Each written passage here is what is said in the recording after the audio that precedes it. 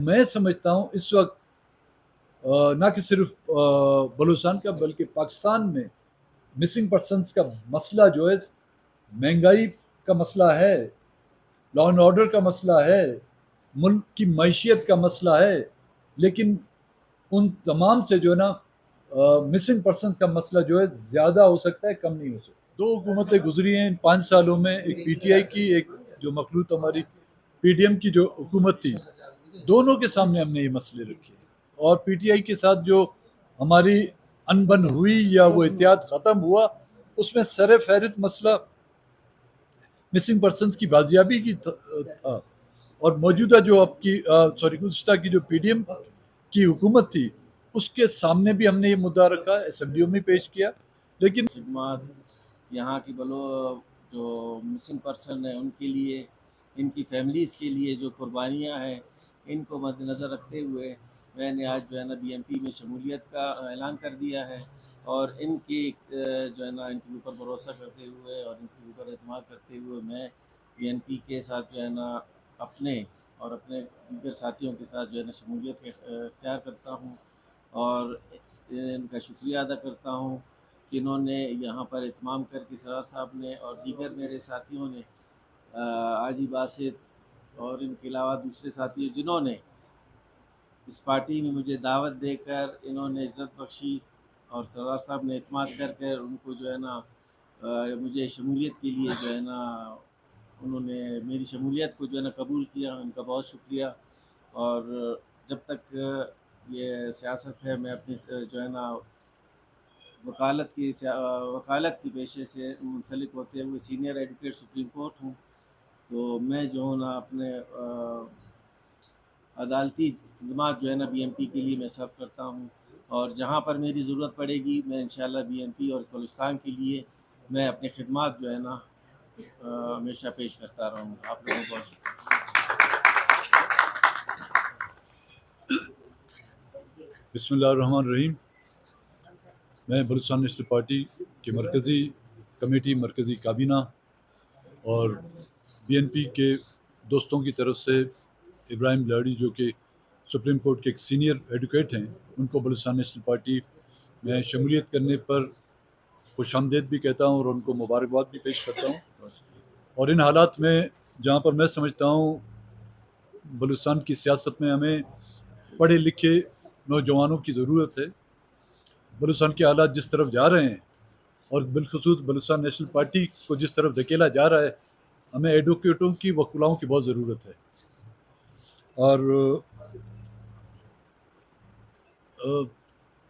आज इब्राहिम ने साहब ने जिस बलूचिस्तान नेशनल पार्टी में अपनी बाकायदा शमूलियत का ऐलान किया है, ये हमारे तमाम बलूचिस्तान में बसने वाले उन तमाम लोगों और मुख्तलिफ़ अक़वाम से ताल्लुक़ रखने वाले लोगों के लिए भी एक पैगाम है।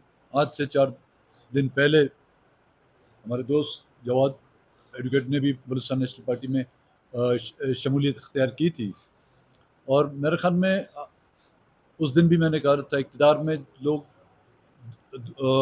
बड़ी तेज़ी के साथ पार्टी में शमूलियत इख्तियार करते हैं, लेकिन अपोज़िशन, और वो अपोज़िशन जहाँ पर आप ऐवानों में भी ना हो, इलेक्शनों के इंतज़ारात हो रहे हैं, कब इलेक्शन होते हैं नहीं होते हैं, उन हालात में और उस वक्त किसी पॉलिटिकल लोगों का और सियासी और सूझबूझ रखने वाले और पढ़े लिखे लोगों का किसी भी पॉलिटिकल पार्टी में शमूलियत इख्तियार करना खुद इस बात की गमाज़ी करता है कि लोग सियासी तौर पर बेदार हो चुके हैं। लोग अपने फ़ैसले सियासी तौर पर करने के जो खुद मुख्तियार हैं। मैं उनको बलूचिस्तान नेशनल पार्टी में शमूलियत, कुछ और भी साथी आ रहे थे लेकिन शायद ट्रैफ़िक की वजह से वो डिले हो गया उनका आना, लेट, उनकी भी शमूलियत होगी तो आपको हम मदऊ करेंगे, चाहे वो आज थोड़ी देर बाद हो जाए या बाद में। और इसके अलावा जो हालात बलूचिस्तान में पैदा किए जा रहे हैं, कोई भी बलूचिस्तान का ऐसा इलाका नहीं जो महफूज़ है।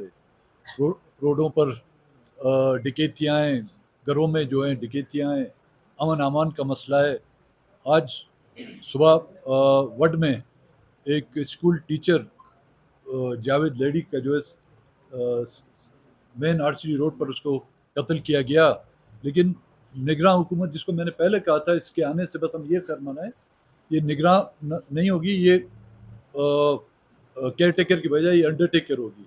और इन चंद दिनों में जो हालात पैदा हो रहे हैं, कहीं पे मशक़शुदा लाशें गिराई जा रही हैं, कहीं पे लोगों को कत्ल किया जा रहा है, तो इस बात की ये का सबूत है कि ये वाक़ईतन केयर टेकर नहीं बल्कि अंडरटेकर हुकूमत है।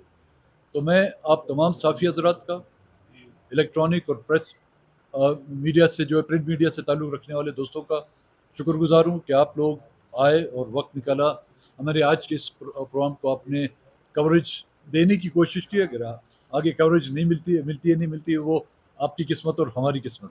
इसके अलावा आपके मैं समझता हूँ सवालात होंगे, इब्राहिम एडवोकेट से भी सवालात होंगे, मुझसे भी सवालात होंगे। आप मुझे कोई ऐसा वक्त, एक ऐसा मौका, ऐसा प्लेटफॉर्म की निशानदेही करें जहाँ पर हमने लापता अफराद की बात ना की हो, चाहे वो सूबाई असम्बली का ऐवान हो, चाहे कौमी असम्बली का पहले दिन का इजलास हो, जहाँ पर लोगों का जो पाकिस्तान के आइन के वफादारी का हल्फ जो अभी तक उनके गले में अटका हुआ था वो पूरा बाहर ही नहीं निकला था। हमने उस वक्त भी लापता अफराद की बात की है।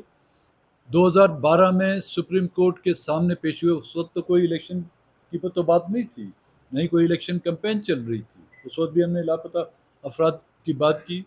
2006 में जब ये सिलसिला शुरू हुआ था, जनरल मुशर्रफ का दौर था, सियासी पार्टियों पर जो है बात करने की जो है पाबंदी थी, आपके मीडिया पर भी कदगन लगाया गया था। हमने उस वक्त भी डंके की चोट पे बात की, कोयटा कस्टम से लेकर मन्नान चौक तक हम ये नारे लगाते रहे।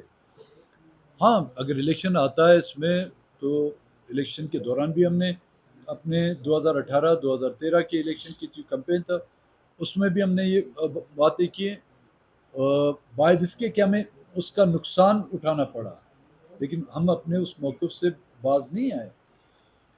जो आपने बात की कि कोई भी हुकूमत आएगी, बिल्कुल, क्योंकि लोग कहते हैं कि जी इत्तेहाद और यकजहती हो। मैं ये वाज़ह करना चाहता हूँ कि इत्तेहाद और यकजहती होनी चाहिए कौम परस्तों के दरमियान, लेकिन पॉलिटिकल इश्यूज़ पर, सियासी इश्यूज़ जब हम अपने बैठकर उन तय नहीं करते कि हमें सियासी मसाइल क्या हैं और उनका हल क्या है, वो अलायंसेस वो देर पा साबित नहीं होते। सीट टू सीट एडजस्टमेंट हो सकती है, उनको आप अलायंस नहीं कह सकते। अलायंस अब तब कर सकेंगे जब आप वहाँ पर कोई सियासी नुकात रखेंगे। तो मैं समझता हूँ इस वक्त ना कि सिर्फ बलूचिस्तान का बल्कि पाकिस्तान में मिसिंग पर्सनस का मसला जो है, महंगाई का मसला है, लॉ एंड ऑर्डर का मसला है, मुल्क की मैशियत का मसला है, लेकिन उन तमाम से जो है ना मिसिंग पर्सनस का मसला जो है ज़्यादा हो सकता है, कम नहीं हो सकता। मुस्तकबिल का तो देखिए ना, एक मुस्तकबिल का फ़ैसला ना मुझे पता ना आपको पता, वो एक ही कुव्वत है, खुदावंद ताला उसको पता। अगर उस मुस्तकबिल की आप बात करते हैं तो मैं समझता हूँ हमारे बीएनपी के अकाबरीन बीएनपी के लोगों ने जो जद्दोजहद की है महकूम, महरूम और बिलखुसूस मिसिंग पर्सन की बाजियाबी के लिए, तो उन माओ बहनों की दुआओं की बदौलत हम समझते हैं उस हवाले से तो हमारा मुस्तकबिल रोशन है। अब वो जो कुव्वतें हैं उनके सामने मुस्तकबिल किसका रोशन है, उसका आप ही लोगों को पता होगा, हमें कोई पता नहीं। जहाँ तक एक मिनट, जहाँ तक एक ये उसका दूसरा सवाल, दूसरा जो आपका सवाल है कि गुज़िश्ता की हुकूमत, जी हाँ, 2 हुकूमतें गुजरी हैं इन 5 सालों में, एक पीटीआई की, एक जो मखलूत हमारी पीडीएम की जो हुकूमत थी, दोनों के सामने हमने ये मसले रखे। और पीटीआई के साथ जो हमारी अनबन हुई या वो इत्तेहाद ख़त्म हुआ, उसमें सर फहरिस्त मसला मिसिंग पर्सनस की बाजियाबी की था। और मौजूदा जो आपकी गुज़िश्ता की जो पीडीएम की हुकूमत थी, उसके सामने भी हमने ये मुद्दा रखा, असेंबलियों में पेश किया, लेकिन लग ये रहा था कि वो मजबूर हैं या बेबस हैं। और जो कुव्वतें मिसिंग पर्सनस के जिम्मेदार हैं वो इतनी ताकतवर हैं और इतनी बाइख्तियार हैं, जिनके सामने आपके अदलिया, आपकी सुप्रीम कोर्ट का चीफ जस्टिस बेबस हो, तो मुझ जैसे गरीब और मियाँ शहबाज शरीफ जैसे गरीब की क्या हैसियत। सरदार साहब ये तनकीद की जाती है कि आपका वफाक का नुमाइंदा भी आपकी जमात से ताल्लुक़ रखता है, गवर्नर बलोचिस्तान, और ये एक अफवाह भी गर्दिश कर रही है कि आपने अब्दुल वली काकर साहब से कहा है कि वो इस्तीफा दे दें, लेकिन उन्होंने इनकार कर दिया। इसमें कितनी सदाकत है? और वफाक के नुमाइंदे तो गवर्नर आपकी जमात से, तो उनके थ्रू वफाक से आपने कोई बात की है? सवाल देखें, ये जो खबर जिसका हवाला आप दे रहे हैं, मैंने भी आपकी तरह सुनी है कि मैंने उसको कहा इस्तीफ़ा दो और उसने इनकार किया। ये मैंने भी खुद सुनी है, उड़ी उड़ी खबर मैंने सुनी है, वो भी सोशल मीडिया में। हाँ, वो वफाक का नुमाइंदा है। जहाँ पर एक इलेक्टेड प्राइम मिनिस्टर बेबस हो सकता है, जहाँ पर एक इलेक्टेड चीफ मिनिस्टर बेबस हो सकता है, वो तो अपने तौर पर तो कोशिश कर रहा है। लेकिन हम अगर देखें, जिस तरह की मैंने कहा कि सुप्रीम कोर्ट का चीफ जस्टिस, जिसने सोमोटो लेकर 2012 में मिसिंग पर्सन्स के केस को सुना था, उसका नतीजा क्या निकला? वो खुद मिसिंग होते होते बच गया। चौधरी इफ्तिखार का बेटा जो है ना, वो खुद मिसिंग होते होते बच गया। तो वो रिस्क वो ले सकता है जिनको पता हो कि इसके कॉन्सिक्वेंसेस क्या हैं। हमें तो पता है कि इसके कॉन्सिक्वेंसेस क्या हो सकते हैं, और हम उन कॉन्सिक्वेंसेस को फेस करने की खातिर ये जो झंडा, जो 3 रंगा झंडा है, इसमें जो लाल रंग है, ये लाल रंग उसी की निशानदेही है। उन कॉन्सिक्वेंसेस को हमने अपना मुस्तकबिल बनाया हुआ है। जी सरदार साहब, ये 5 साल तक वफाक में इक़्तिदार में रही, जबकि सूबे में फ्रेंडली अपोजिशन का किरदार अदा करता रहा, फंड्स लिए। तो उन 5 साल के दौरान बीएनपी ने कितने फंड्स लिए और कहाँ पे खर्च किए, हिंदुस्तान के किन किन इलाकों में? देखिए, फंड इन 5 सालों में क्या लोगों ने फंड लिए हैं? क्या बीएनपी ने फंड लिए हैं या उनके मुंतखब नुमाइंदगान ने फंड लिए हैं? ये आपको ज़रा तफरीक करनी होगी। अगर मुंतखब नुमाइंदों ने फंड लिए हैं, तो पहला सवाल ये कि क्या उससे पहले मुंतखब नुमाइंदगान को डेवलपमेंट की स्कीमात नहीं दी गई थी? 1985 से लेकर आज दिन तक जो भी असम्बलियाँ आई, चाहे सूबाई असम्बली के मेंबरान हो, वफाक कौमी असम्बली के मेंबरान हो, उनको डेवलपमेंट के लिए कुछ ना कुछ रकूमत दी गई। हाँ, ये हमसे सवाल किया जा सकता है कि जो डेवलपमेंट हमें कैश नहीं दिया गया, किसी को भी कैश नहीं दिया गया था। इनकी तजावीज़ात पर MPS की तजावीज़, आज की असम्बली नहीं, गुज़िश्ता की जो भी असम्बलियाँ रही हैं, उनकी तजावीज़ात पर वो स्कीमात PSDP में शामिल की गई हैं।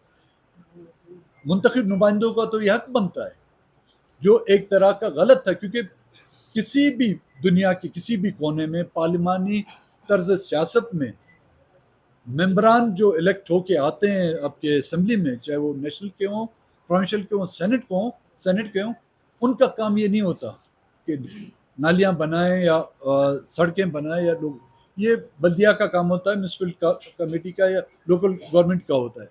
लेकिन ये एक हकीकत है कि इस मुल्क में 1985 से ये एक रस्म रवाज जो है नाफिज किया गया है।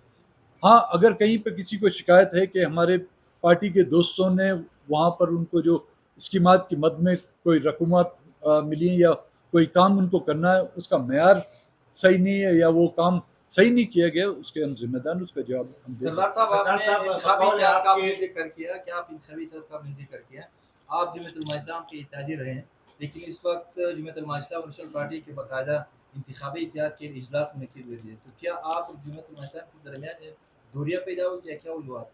नहीं जी, हमने इस सिलसिले में कमेटी काफ़ी अरसे से बनाई हुई है, और इस सिलसिले में हमारी मुख्तलिफ पार्टियों के साथ हमारी कमेटी के अरकान ने मुलाकात की। कल नेशनल पार्टी के साथ भी हमारी मुलाकात हुई थी, उससे पहले HDP के साथ भी मीटिंग हुई, और जमीयत के साथ भी हमारी नशिस्त इंशाल्लाह होने वाली है। इंतखाबात के हवाले से तमाम पॉलिटिकल पार्टियों से जो है हमारी निश्चित से हुई और होंगी भी। अब उसमें हम कितना कामयाब होते हैं नहीं होते हैं वो इलेक्शन से पहले ही पता चलेगा। जैसे सरदार साहब बकौल आपकी अंडरटेकर गवर्नमेंट, तो आप इस गवर्नमेंट में इंतखाबात को कैसे देख रहे हैं? पहले ये कि इंतखाब होंगे या नहीं होंगे, क्योंकि मुख्तलिफ ज़िले बयाने किए जा रहे हैं। कभी मरदमशुमारी को जवाज़ बनाया जा रहा है, कभी तो डिलिमिटेशन को बहाना बनाया जा रहा है। अगर आइनी और कानूनी तरीक़ार देखें तो इलेक्शन इनको जो है 90 दिन के अंदर करने चाहिए।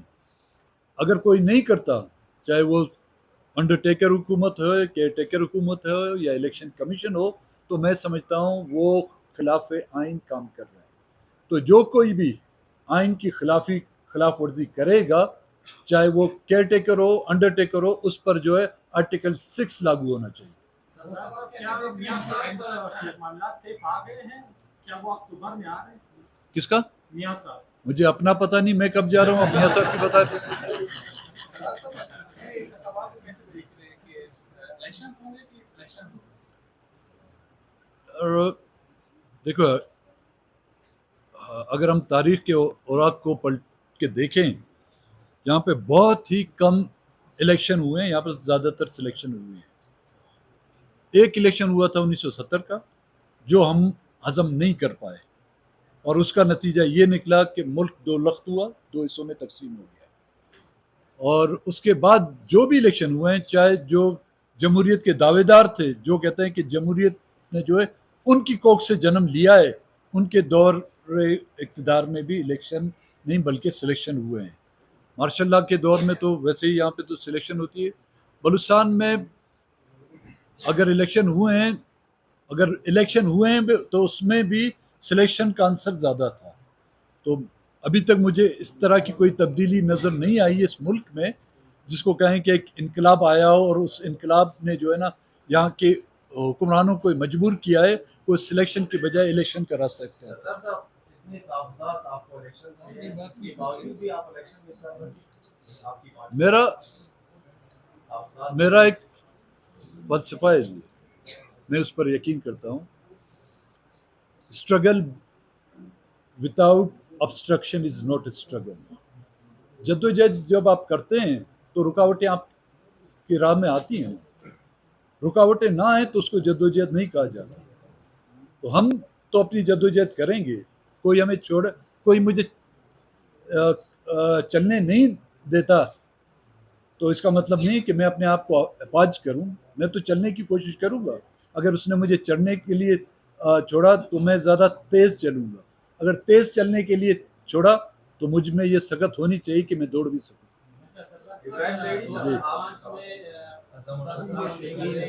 जी जी, ये दो साथी हमारे ये भी अपना बाकायदा शमूलियत का ऐलान करेंगे। ये दो साथी हमारे शमूलियत करेंगे। आप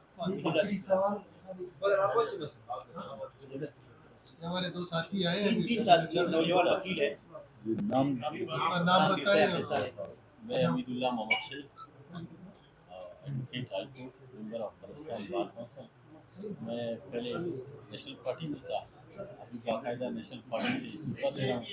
मेरे साथ अकरम दोस्त करकारी और जफर लूनी वो भी हमारे साथ हैं। हम लोग बाकायदा बलूचिस्तान नेशनल पार्टी में सरदार सज्जान मेंगल की क़यादत पर एतमाद करते हुए शमूलियत कर रहे हैं।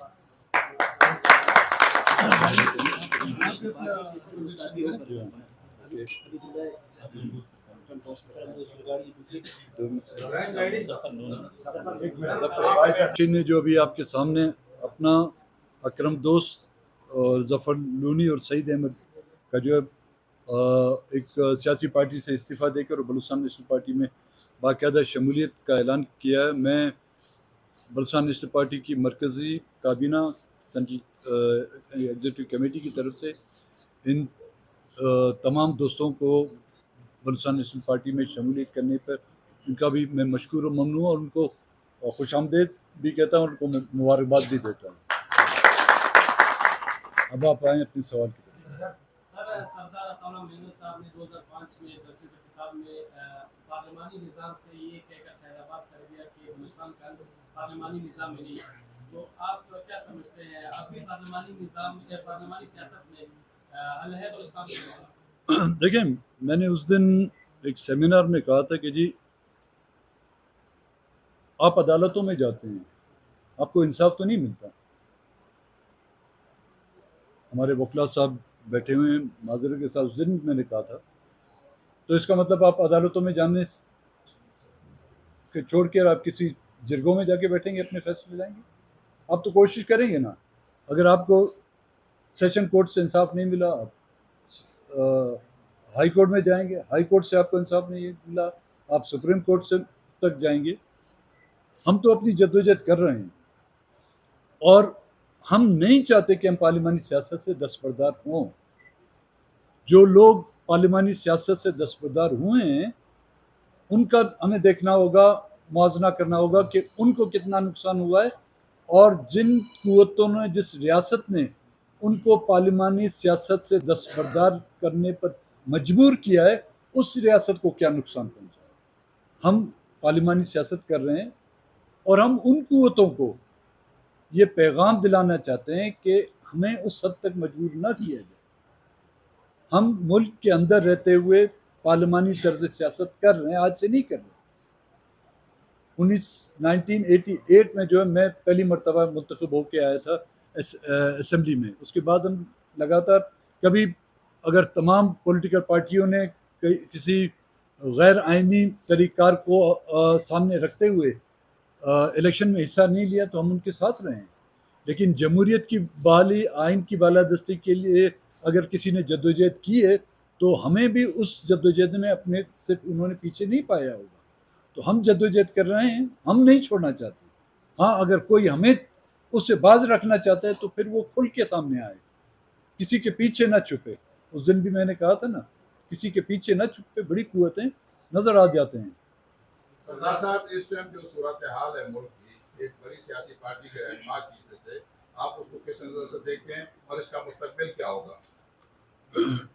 देखिए, मुल्क की ये सूरत हाल एक दिन या में नहीं बिगड़ी।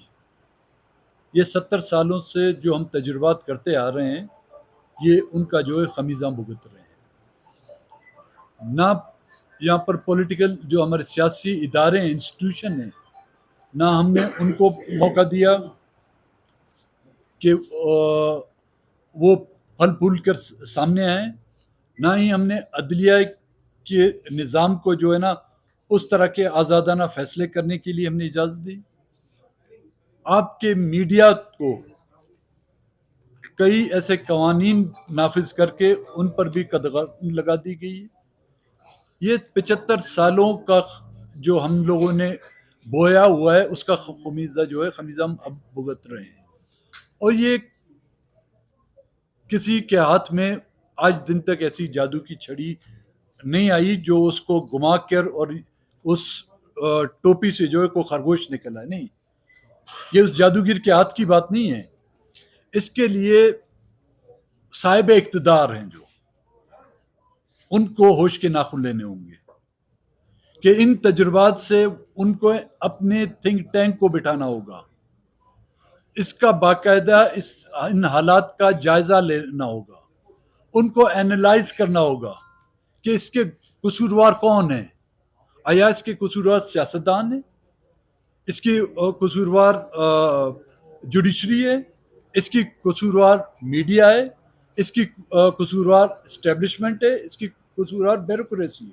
यही वो कुव्वतें हैं ना जो इस मुल्क को चला रही हैं। कहीं पे तो फॉल्ट लाइन है, उस फॉल्ट लाइन को, उसकी मुरम्मत करने से पहले हमें उसको डिफाइन करना होगा कि जी ये फॉल्ट लाइन है यहाँ पर। अभी तक तो हमें ये पता ही नहीं है। सियासतदान कहते हैं इस्टेब्लिशमेंट जिम्मेदार है, इस्टेब्लिशमेंट कहती है जुडिशरी जिम्मेदार है, जुडिशरी कहती है मीडिया जिम्मेदार है। कोई तो है इसका जिम्मेदार।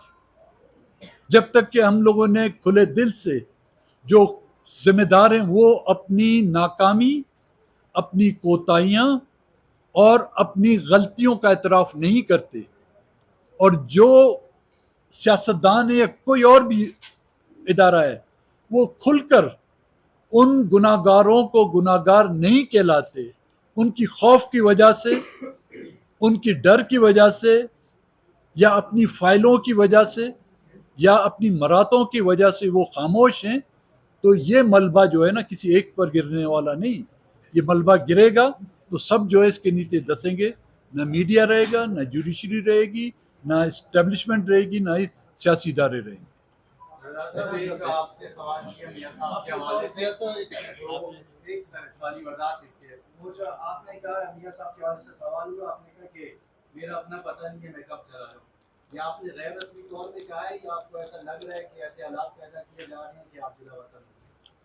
देखें, हालात तो ये पैदा तो किए जा रहे हैं, पता नहीं जला वतन किए जाते हैं, जला दुनिया किया जाता है, ये तो मैं नहीं कह सकता। कोशिशें तो हैं उनकी, लेकिन हम तो उनका मुकाबला करेंगे जी, अब्दुल्ला साहब उनका मुकाबला करेंगे कि अपने लोगों को और अपनी आवाम को और अपने पॉलिटिकल वर्करों को ये तना नहीं छोड़ेंगे। जेल में भी साथ रहे, पिछले दौर में रेल में भी साथ रहेंगे। गुज़िश्ता 5 बरसों में कितने लापता अफराद जो है बाजियाब हो गए, आप उनकी कोशिशों से कोई फहरिस्त? जी, जब हम उनके साथ इत्यादि थे, उस वक्त मैंने पहले भी कहा 450 के करीब बाजियाब हुए थे और उसी दौरान तकरीबन 1500 के करीब लापता किए गए थे। अभी जो तादाद रोज़ बरोज़ इतनी बढ़ती जा रही है, मेरे ख्याल में कोई ऐसा दिन नहीं गुजरता कि कहीं ना कहीं से लोग लापता नहीं किए गए। बाजियाब अगर हुए भी होंगे, ना यहाँ पर पॉलिटिकल पार्टियों को पता है, ना ही missing person voice for Baloch missing persons के लोगों के पास पता है। अगर छोड़ा भी जाता है, उनको वीराने में छोड़ा दिया जाता है और उनको शायद इस तरह पाबंद किया जाता है कि वो अपनी बाजियाबी की खबर किसी तक ना पहुंचाए। Thank you. Thank you.